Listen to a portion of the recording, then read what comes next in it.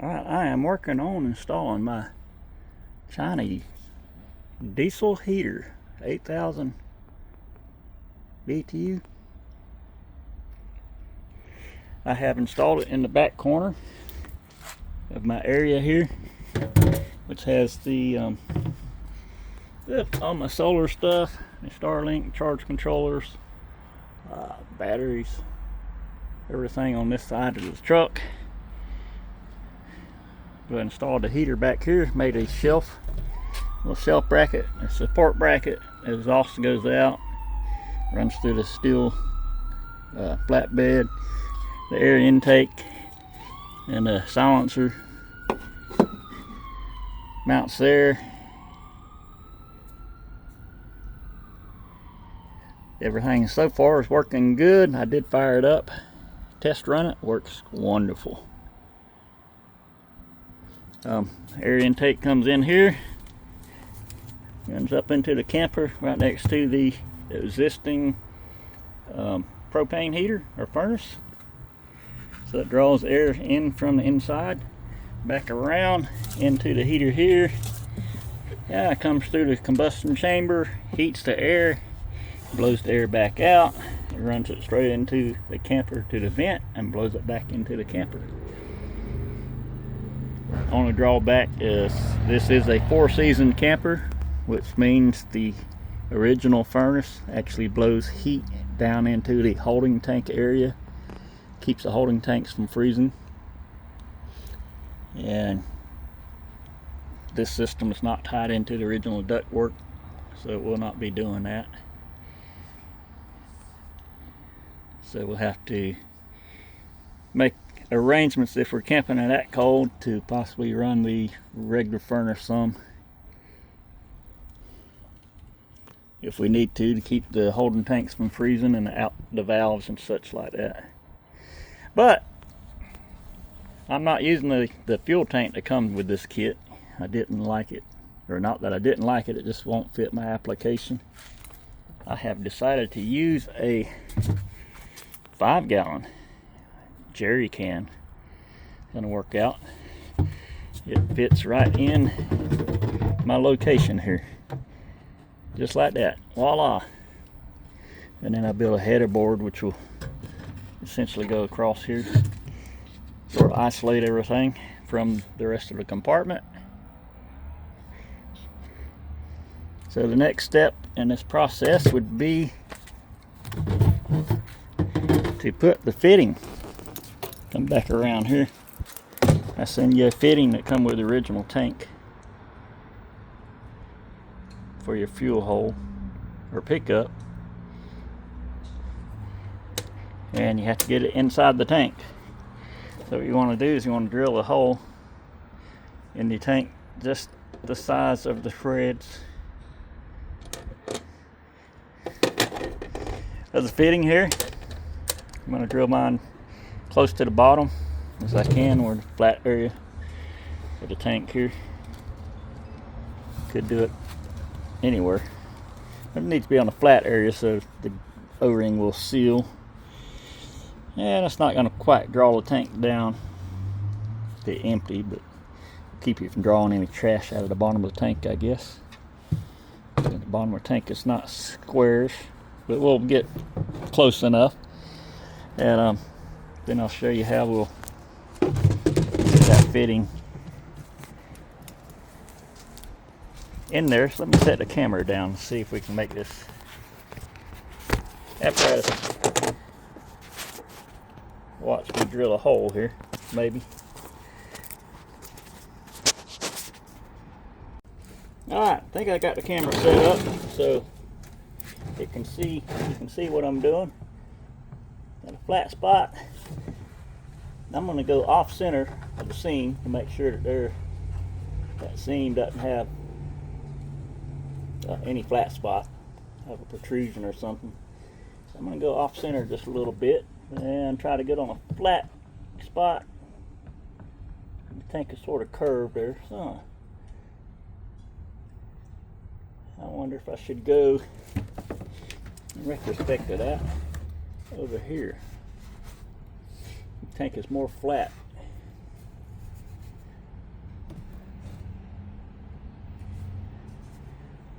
Trying to think of the best place to put this. Maybe up here towards the front, because then it come right up to where the fuel pump is at. So yeah, I'm going to go right here. The tank is flat in this area, low as I can.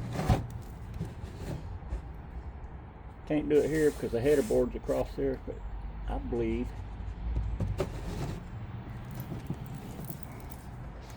we can go right in there. Right there is where we're going to go with it. As low as we can, but still be flat area for the O-ring to be sealing.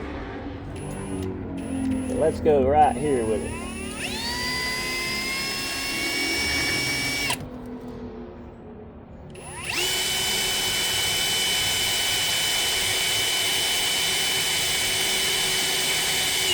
I'd almost say this drill bit is dull.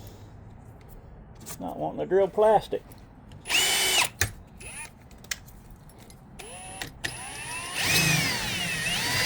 Right there it went. Now, make sure I got the right size.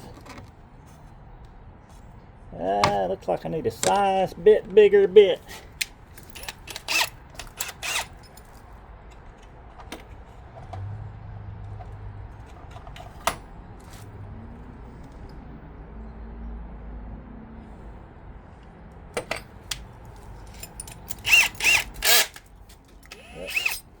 There we go.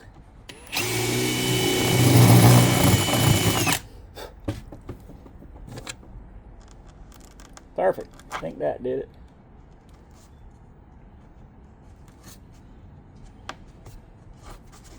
Clean off any burrs there on it. And now what we want to do, we got to get this on the inside of that tank. I did put O-ring on the inside here. If you can see that, but there's O-ring that seals on the tank. And what I got is a piece of wire, regular automotive wire of a 16 gauge. I'm going to run through the fitting. Actually, I guess we can run through here first of all, see if we can get it to come through the tank.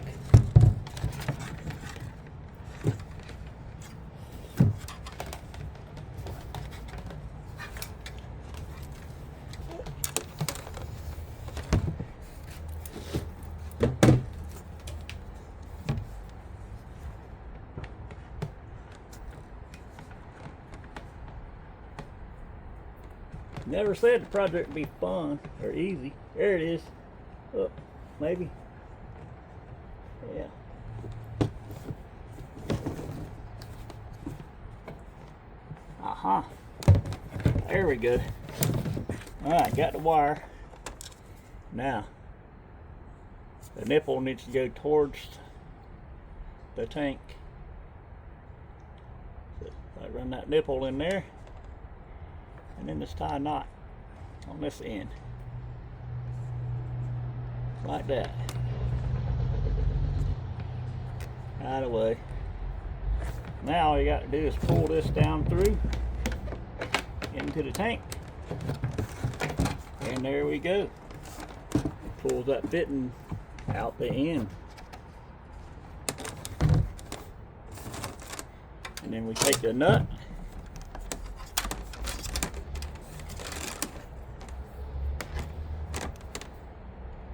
Feed the nut down the wire.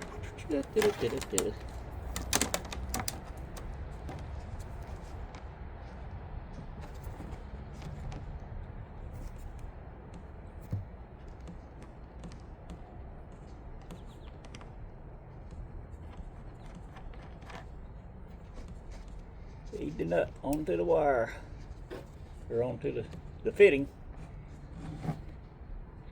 And then we'll have to tighten that up. And then you feed the wire back out.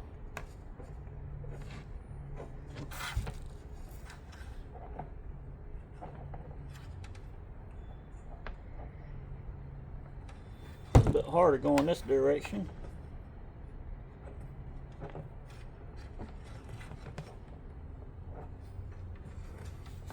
There we go. Pull the wire back through the fitting. Just like that. And voila. We have our nipple for the fuel pickup down here on the bottom of the tank.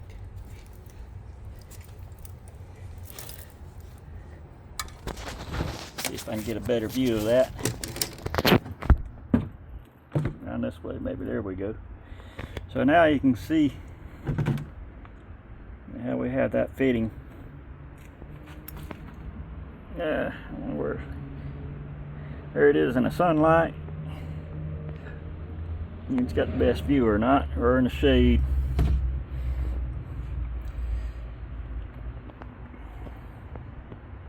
Now there we have it. And now that will be able to fit right in the location that I want. The nipple comes out.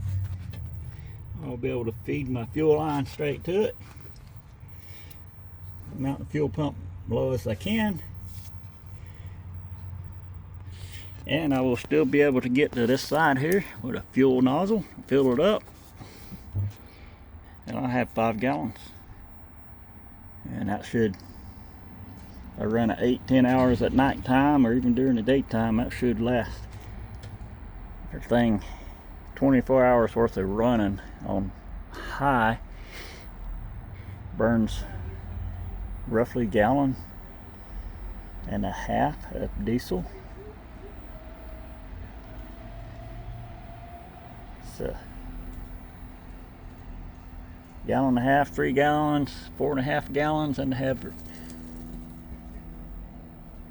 3 complete days of it running non-stop. So if it only runs 8 hours a day, yeah, what's that? 2 weeks? Anyway, have plenty of fuel capacity on top of buddy heater if I need it, which I carry, and the 2 20-pound propane tanks for the furnace inside. So we will not be cold by no means. Alright, so let me continue hooking some of this stuff up, mounting everything, and I'll give you a progress report here in a little bit. But so far it's looking good. The perfect truck campers getting it done. Alright, we've got it completed. The diesel heater is up and running. A quick review: 5-gallon fuel tank for the diesel. The heater is actually running now. You can hear the fuel pump ticking.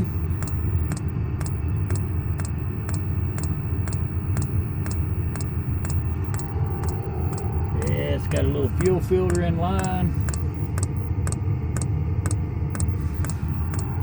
Got the exhaust coming off the bottom of the heater.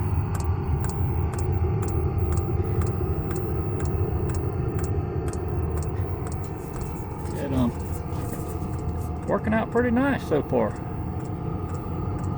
Quiet. See if I can get underneath here and show you the actual exhaust going underneath the truck. There's my converter for the Starlink, little gray box with fins on it. And I got just a quick review here. 3 charge controllers.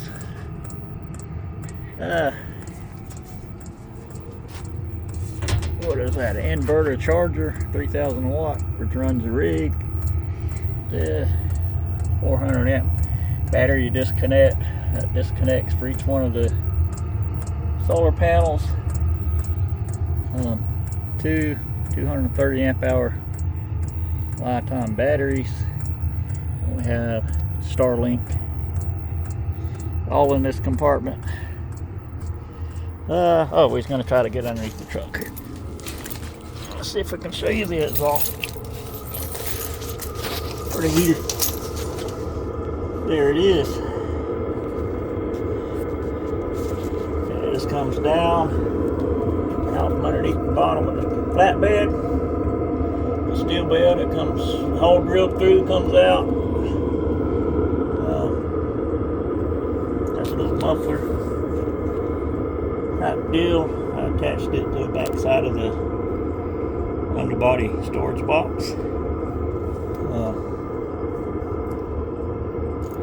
Yeah, can't hardly feel much flow coming out of it, but it's hot. So there you have the exhaust coming out. Get a foot away here. I can feel it. 1.5 foot away. I don't, barely feel it. Down here on the ground, I don't feel any heat. So I'm not too concerned with catching anything on fire as far as heat coming off of it. I could mount me a heat shield at this point across, maybe, if I was concerned. Just be mindful of where I park, be the main thing. So yeah, that's the little muffler coming off the exhaust pipe there.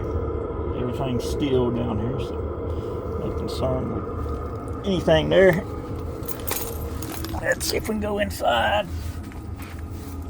Get a quick gander.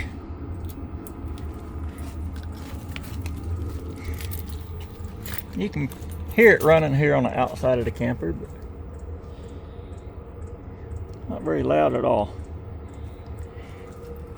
Let's walk inside.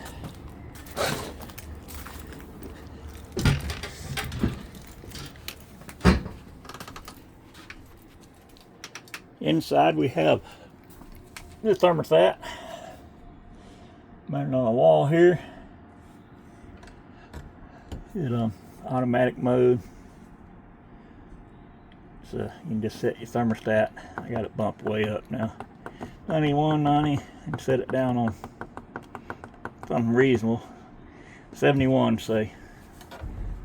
71 degrees Fahrenheit. And I got the exhaust coming out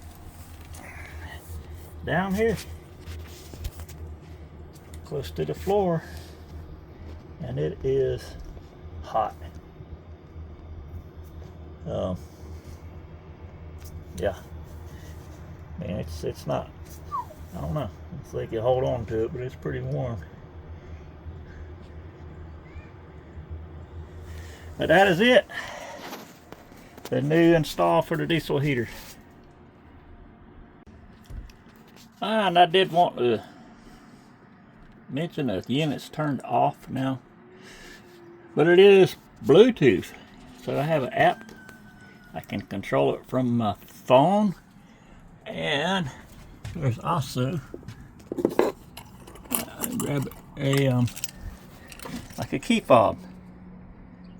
Yep, there we go. Got an on and off button and a plus and a minus, so you can actually turn it on and off without even getting out of bed, and turn the temperature up and down. So and that's also Bluetooth. So have not used it on a cold night as of yet, but like I said, comes out down here on the bottom. Thermostat's here, and on the inside, you just as far as noise, you can barely. It's quieter than a ceramic electric heater, like a 1500 watt little ceramic heater. It is actually quieter than that. So I am extremely pleased with a 8 kW. I wish you a safe journey. It oh, and this thing talks to you. It must have actually finished cycling off. So yeah, it says it wished me a safe journey. Anyway, so So yeah, I think I am going to be happy with it. Gonna have to do some cold weather traveling now just to check out the new diesel heater.